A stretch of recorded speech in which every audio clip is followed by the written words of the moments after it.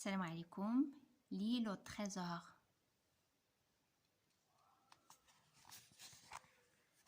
Le titre, la tache noire.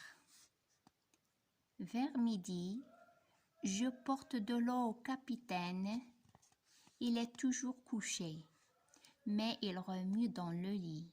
« Fils, dit-il, j'ai toujours été bon pour toi.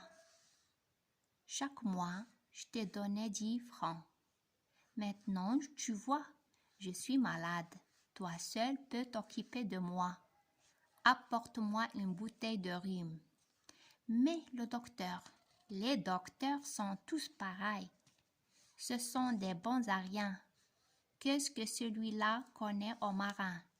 J'ai vécu dans des pays terribles. Mes camarades tombaient comme des mouches. La terre tremblait et s'ouvrait comme la mer par la tempête. Ton docteur ne sait rien de ces pays. Là-bas, je vivais de rhume. Si je ne peux plus en boire, je mourrai. Et c'est vous qui m'aurez tué, ton docteur et toi. Il continue. Regarde, mes doigts tremblent. C'est qu'aujourd'hui, je n'ai pas encore bu une goutte d'alcool. Ce docteur est un sot. Ah, je viens de voir le vieux Flin, le chef pirate, là, dans le coin, derrière toi. Il prenait ton cou entre ses mains.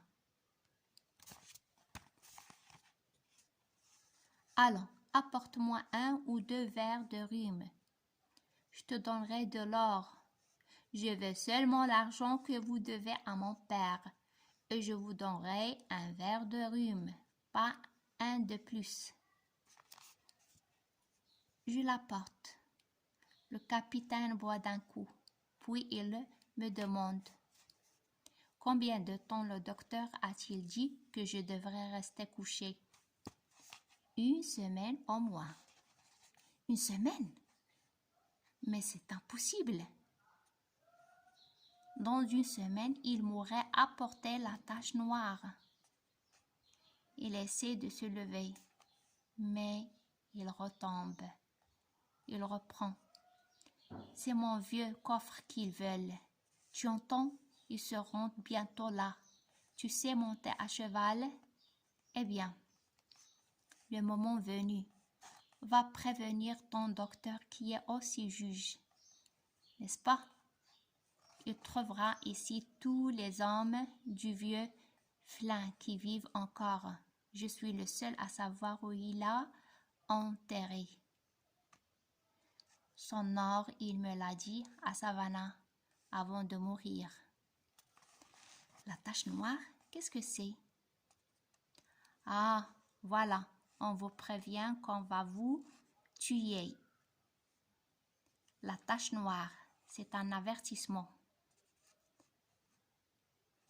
Petit, garde les yeux bien ouverts. Fais attention à l'homme qui n'a qu'une jambe. Je te donnerai la moitié du trésor. Mon pauvre père meurt le soir même, et je ne pense plus aux histoires de vieux marins.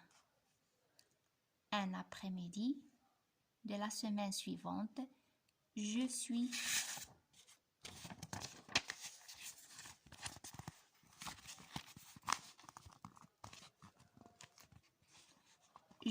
debout devant la fenêtre de la grande salle. Je pense tristement à mon père. Quand j'entends venir quelqu'un sur la route, c'est un aveugle. Il frappe le sol avec un bâton. Il s'arrête devant moi et demande: quelqu'un sera-t-il assez bon pour me dire où je suis? Je réponds: à l'hôtel de la mer. J'entends une voix jeune: donnez-moi votre main, mon bon ami, et aidez-moi à entrer. Je tends la main. Il la prend et la serre avec des doigts de fer. Maintenant, petit, dit-il, conduis-moi près du capitaine. Mais j'ai peur de lui. Hé, avance ou je te casse le bras. Je suis obligée d'obéir et je conduis l'aveugle vers la salle de le capitaine, de plus en plus malade,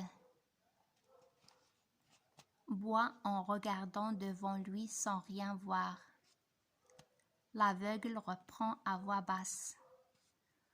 Quand nous serons tous près de lui, crie Bill, voici un de vos amis.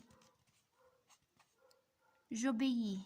Le capitaine lève les yeux, devient tout blond et fait un mouvement pour se lever.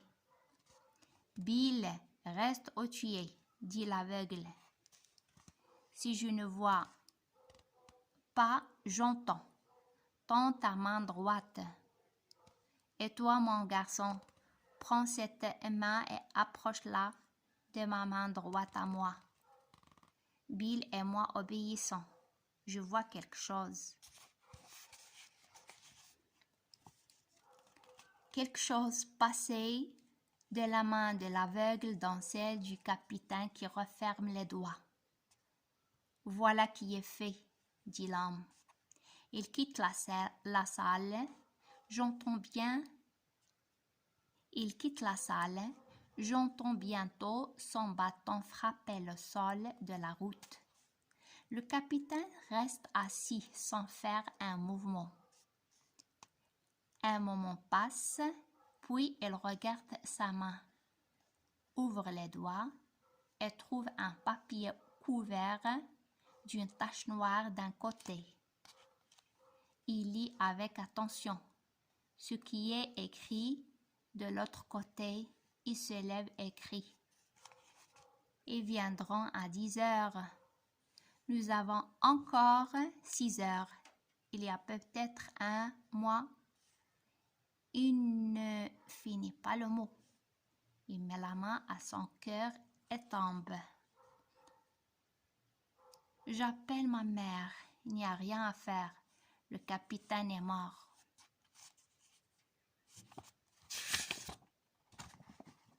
Et c'est fini.